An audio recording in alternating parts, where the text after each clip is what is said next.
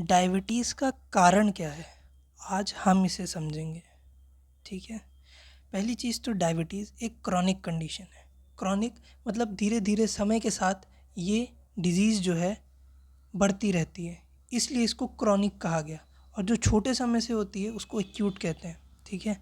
अब इसमें होता क्या है, जो ग्लूकोज़ है उसको हमारे सेल्स एनर्जी में कन्वर्ट नहीं कर पाते, यानी एनर्जी यानी एटीपी। एटीपी जो है हमारे बॉडी की एक फॉर्म है जिसमें हम एनर्जी स्टोर करते हैं। ठीक है। अब अगर ये ग्लूकोज सेल्स के द्वारा इस्तेमाल नहीं हो पाएगा तो हमारे ब्लड में जो शुगर है वो बढ़ जाती है, जो high blood sugar level create करती है। इसको कहते हैं डायबिटीज़। ठीक है। अब ये जो डायबिटीज़ है, ठीक है, ग्लूकोज, ठीक है, इसको कंट्रोल करते हैं हमारे शरीर के दो हार्मोन जो पैनक्रियाज में बनते हैं। ठीक है। और वहीं से रिलीज़ होते हैं, एक तो इंसुलिन और एक ग्लूकागन। ठीक है। इंसुलिन जो है वो हमारे ब्लड का शुगर लेवल जो है वो कम करता है, और जो ग्लूकागन है वो हमारे ब्लड का शुगर लेवल को बढ़ाता है। इन दो की वजह से हमारे बॉडी में शुगर लेवल मेंटेन रहता है, ताकि नॉर्मल फंक्शनिंग हो सके हमारी बॉडी की। ठीक है।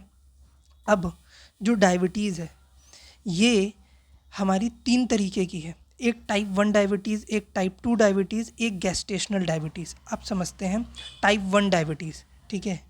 टाइप 1 डायबिटीज़ जो है वो हमारे ऑटो इम्यून कंडीशन की वजह से होती है, यानी वो कंडीशन जब हमारा इम्यून सिस्टम जो है हमारे ही सेल को मारने लगे। ठीक है। अगर वो हमारे ही सेल को मारेगा तो उनका डिस्ट्रक्शन होगा, तो उनकी जो फंक्शनिंग है वो डिस्टर्ब होगी। इसी तरह से जो हमारा इम्यून सिस्टम है वो इंसुलिन प्रोड्यूसिंग सेल्स उनको मारने लगता है। इसकी वजह से इंसुलिन नहीं बढ़ता है। ठीक है। अब इंसुलिन नहीं बनेगा तो हमारे ब्लड का शुगर लेवल कम नहीं होगा, वो कम नहीं होगा तो हमारे ब्लड में शुगर लेवल इंक्रीज़ हो जाता है। ठीक है। अब ऐसे केस में हम जो है इंसुलिन थेरेपी लेते हैं ताकि हमारा सर्वाइवल हो सके, यानी हम जिंदा रह सकें। ठीक है। अब उसमें इंसुलिन इंजेक्शंस वगैरह ये सब चीज़ें दी जाती हैं। ठीक है। अब देखते हैं type 2 diabetes. Most common type 2 diabetes 90 to 95% cases में हमें यही वाली मिलती है। क्यों? क्योंकि पहली चीज़ तो ये हमारा लाइफस्टाइल की वजह से, हमारे खान पीन की वजह से, और जो हमारा फिज़िकल एक्टिविटीज़ है इनकी वजह से होता है। ठीक है। एक केस ऐसा है जो अभी हम समझेंगे, वो इस पे नहीं है। ठीक है। देखिए, पहली चीज़ तो ये बहुत कॉमन है, ये समझ गए। अब देखिए, हमारे जो बॉडी के सेल हैं वो इंसुलिन के जो रिस्पॉन्ड होता है ना इंसुलिन हार्मोन के लिए, वो नहीं करते हैं, यानी जो ग्लूकोज है वो सेल्स के द्वारा नहीं लिया जा रहा है। ठीक है। अब इंसुलिन क्या करता है, ब्लड में शुगर लेवल कम करता है। कैसे? वो ग्लूकोज सेल द्वारा ले लिया जाता है ताकि एटीपी में वो कन्वर्ट कर दिया जाए। ठीक है। लेकिन अगर वो सेल्स के द्वारा लिया ही नहीं जाएगा तो एटीपी प्रोडक्शन नहीं होगा, और ये तब होगा जब सेल इंसुलिन को रिस्पॉन्ड नहीं करेंगे। इसको कहते हैं इंसुलिन रेजिस्टेंस। ठीक है।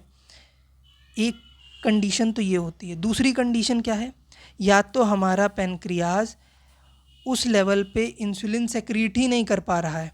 ठीक है। ये सेक्रीट ही नहीं कर पा रहा है जिसकी वजह से हमारे ब्लड का शुगर लेवल कम हो। ठीक है।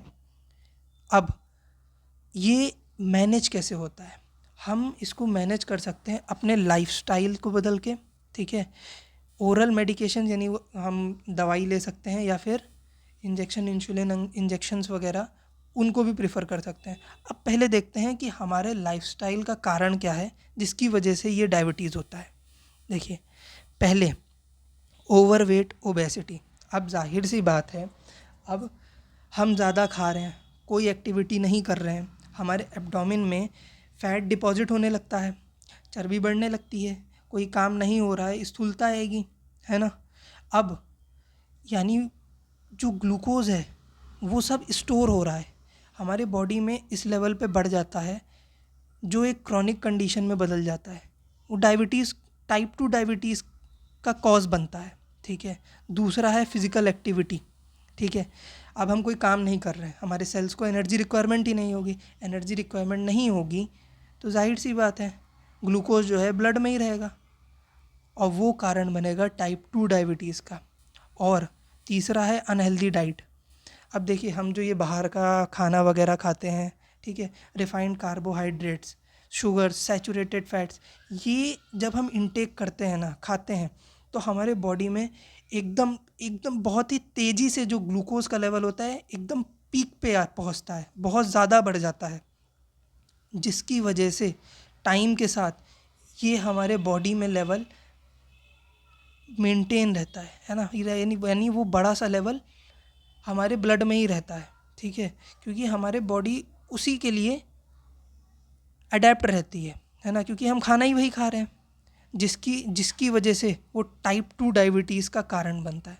और चौथा है हमारा फैमिली हिस्ट्री, पीढ़ी दर पीढ़ी ट्रांसफ़र होते हुए। ठीक है। ये भी एक कारण बनता है। उम्र के साथ हमारा, ठीक है, जैसे अगर 40 के बाद देखा जाए, उस उस दौरान हमारी बॉडी की फंक्शनिंग थोड़ी थोड़ी स्लो होने लगती है, वो भी एक कारण होता है डायबिटीज़ का। ठीक है। हाई ब्लड प्रेशर और कोलेस्ट्रॉल। अब देखिए कोलेस्ट्रॉल जब डिपॉजिट होता है ना, वो हमारे ब्लड वेसल्स में स्टिफनेस लाता है। वो स्टिफनेस लाएगा अगर, यानी दृढ़ कर देता है ना, तो वहाँ पे वो ब्लड फ्लो तेज़ी से होगा, जिसकी वजह से हाई ब्लड प्रेशर होगा, है ना। अब वहाँ पे इंसुलिन जो है वो प्रॉपर तरीके से फ्लो नहीं कर पाता है, जो भी एक कारण बनता है हमारे टाइप 2 डायबिटीज़ का। और लास्ट है गैस्टेशनल डायबिटीज़ या फिर पीसीओएस। ठीक है। पीसीओएस को इस समय पीएमएस भी बोलते हैं। ठीक है। अब देखिए गैस्टेशनल डायबिटीज़ को समझेंगे हम। ठीक है। गैस्टेशनल डायबिटीज़ ये एक टेम्परेरी टाइप की डायबिटीज़ होती है जो प्रेगनेंसी के वक्त होती है। ठीक है।